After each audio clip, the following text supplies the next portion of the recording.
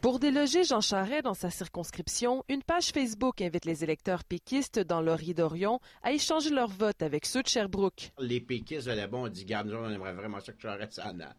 Alors, on va vous échanger nos votes.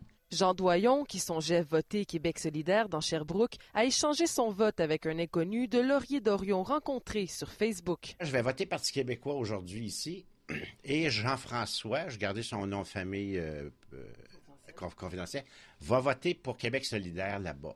Vous avez échangé votre vote. J'ai échangé mon vote. Il n'est pas le seul à utiliser cette nouvelle stratégie. C'est une façon de faire, mais moi, personnellement, j'en appelle au vote stratégique, évidemment, et parce qu'il ne faut pas avoir un gouvernement minoritaire. C'est un peu particulier de s'être battu très fort pour avoir un vote secret et aujourd'hui être prêt à le marchander.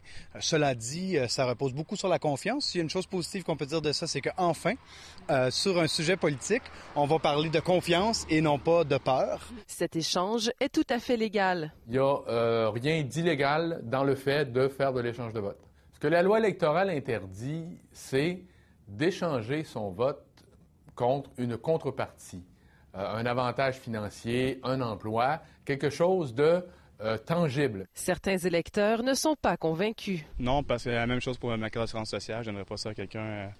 Non, puis c'est important de faire confiance à notre système. Moi, je garde mon droit de voter personnellement, puis jamais c'est quelque chose que j'échangerai pour quoi que ce soit. La lutte dans Sherbrooke s'annonce serrée. Reste à voir maintenant si cet échange de vote aura une influence sur les résultats du 4 septembre prochain. Marie-Michelle Lauzon, Radio-Canada, Sherbrooke.